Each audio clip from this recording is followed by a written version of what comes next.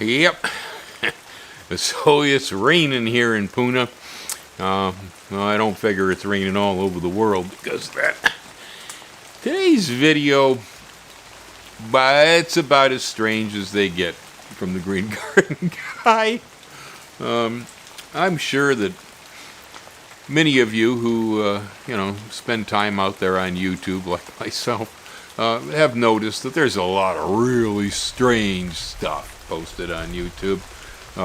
There's a lot of garbage. There's a lot of good stuff. It's all over the map. It's everything is out there on YouTube. But there is a lot of garbage, conspiracy theories and things like that, and information that's very questionable, but being put forth as if it possibly is factual. This channel here, well, we try to keep it straight. It's part of my mission in life is we don't want any BS on this channel. We don't want any conspiracy theories. We don't want any of that stuff. Life's strange enough as it is. We don't have to make up funny stories. But today's video is a little bit different. Before I go there, how about a little background information, on the Green Garden Guy? Since I am the Garden Guy, I spend a lot of time out there observing nature. I firmly believe the difference between a green thumb and a black thumb gardener. That the black thumb gardener, he's 20% observation and analysis at best, but he's 80% action. And the green thumb gardener is 80% observation, analyzing what's being seen, and then maybe we react to 20%, maybe. Most of the time, I just look at stuff. I don't engage. Holes in leaves. Oh my God, there's a spot on a leaf. Oh geez, the bog. No, this is part of living on Earth. I got holes chewed in me too. So, like I say, this is an oddball, but with a little background information on the fact that I've spent a major portion of my life observing nature. And, sometimes I use books, sometimes I use university websites, I use all sorts of sourcing to be able to figure out sometimes what I'm looking at.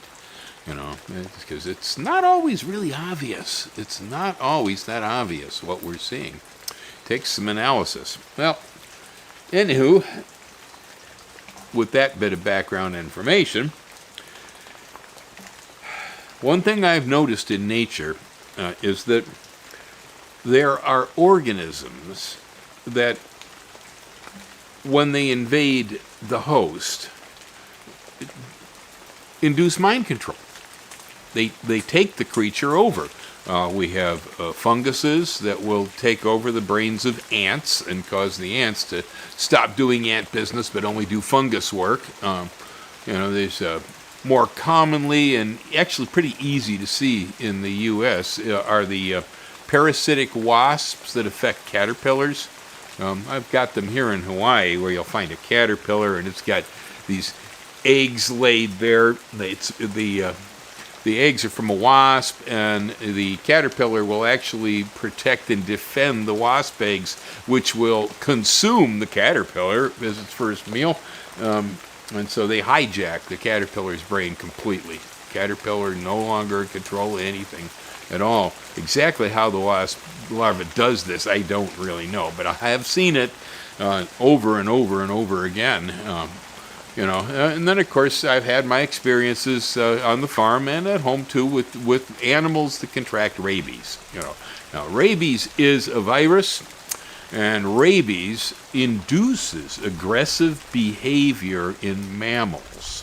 Okay, now the aggressive behavior in, for instance, dogs, the rabies causes the salivation, right, massive salivation, and the aggressive behavior then induces the dog to bite, then to spread the virus, and the saliva is filled with the virus. It also induces hydrophobia, where the dogs or animals, whatever's infected with rabies, they have an aversion to drinking. They don't want to drink. And if they drank, they would wash away the saliva with the virus. And so it's a complete mind control, rabies. When an animal and a human contract rabies, because we can get it too, it actually does hijack our thought process.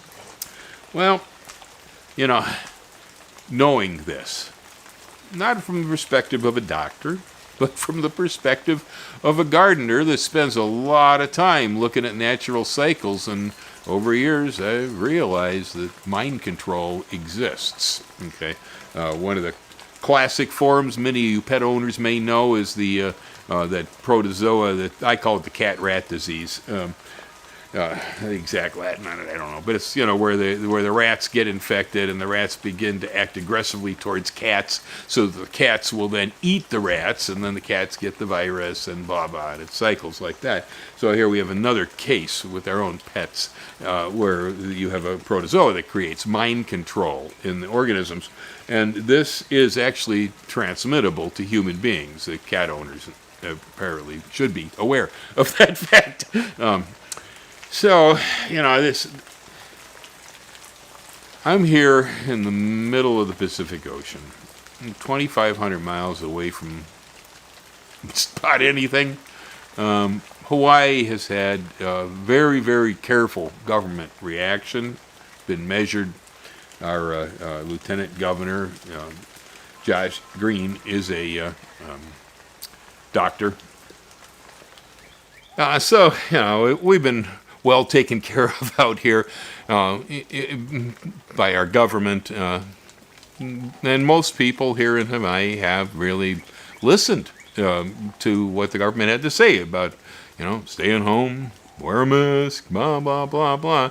Most of the violators we've had have actually been folks from the mainland who came here who thought they could violate the 14-day quarantine. But here it's been really, really, really calm. We've had very few cases, very little community spread, a little bit in some old folks' homes and a little bit at a hospital and so on, but it's been really minimal. And so we're really not experiencing this, and especially not on the Big Island here. A tiny handful of people that got sick from this stuff, and most of them were somewhere else, got it, came back, found out they had it, and it hadn't spread across the island very much at all. So what we're seeing here from folks is fairly normal behavior. Nobody's really ticked off. There are some people waving signs for people's rights. They're wearing masks, and they're 6 feet apart. People in Hawaii protest too, but it was sane, sensible what I saw. I am drawing the conclusion, I am my own personal conspiracy theory, because nobody else is spreading this one around. From here, it looks like that this virus induces irrational behavior in human beings. I know, everybody says, oh, Bill, but they've been locked up for months. They're crazy anyway, and, well, it's true. But if we had a virus that started to spread around, and it was an easy one to spread, just by talking, for instance, sneezing, coughing, and it lasts on surfaces for a while, so it gets around pretty good. But if it did induce illogical, say, self-destructive behavior in the host, then if a number of people who were infected were in the streets and starting to act out, and let's say maybe the police force is infected too, and so they're not necessarily in control, but once it gets going, it becomes mob psychology, and whether you're sick with a virus that changes the way you think or you're not, chances are when mob psychology comes, human beings are very, very, we're a bunch of sheep-like chimps. We follow each other around so much that then it just spreads in psychologically. The people get upset and they go, oh, my rights are being violated. This isn't right. Color of people's skin, it doesn't matter. Everybody's equal, blah, blah. And this is all right. I have no arguments with any of this. These are the things I really believe in. I don't I mean, I notice skin color, but that's as far as it goes. Skin color is meaningless to me. It's part of your genetic structure. I mean, silly. It's silly, actually, the whole idea. But you get a mob psychology going, and it begins to spread. Now, when you get into tight communities like urban areas like Minneapolis, New York, and so on, these cities where people then start to demonstrate, and then they start to spread the virus, and they're sharing it with everybody else. So then the thing begins to get worse and worse, and it peaks. Okay, I mean, I could apply the same idea not just to the demonstrations and the riots and the cops beating heads and killing people. I could apply the same thing to the insistence on going to church. You know, dangerous activity. Yet there's a whole lot of fundamentalists that they're not having no part of this. Okay, and so it's inducing irrational behavior in the overtly religious. I think people who are susceptible to fear.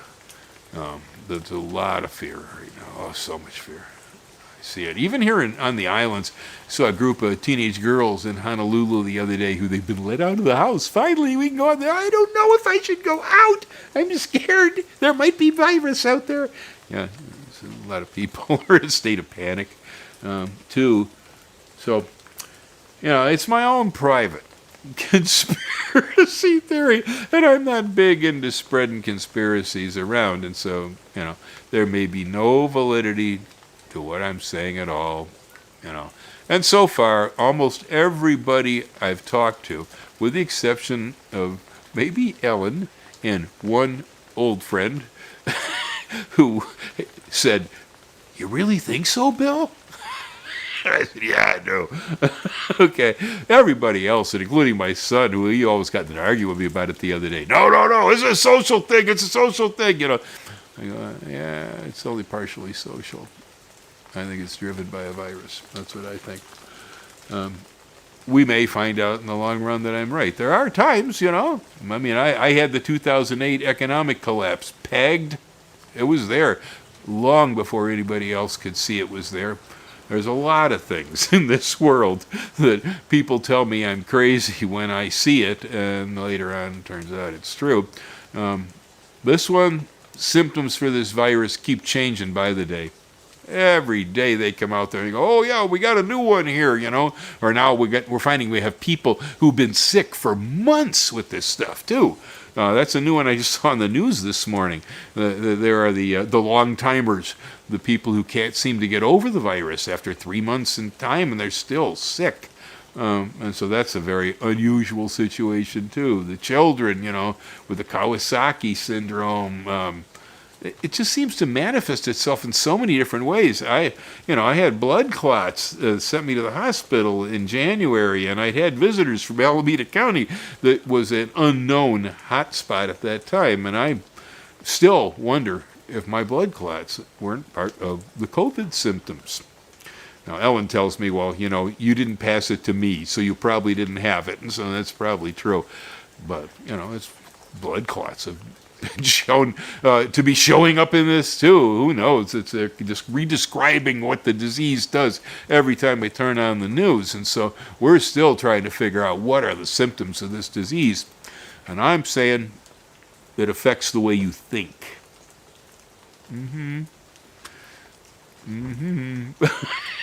Because when you're not anywhere around the virus, you're thinking one way. The people that are around the virus are all thinking another way. I'm telling you, it doesn't look good from here. From this viewpoint, at least through the television eye, mainland looks like you guys are gone stir crazy. You're out of your minds.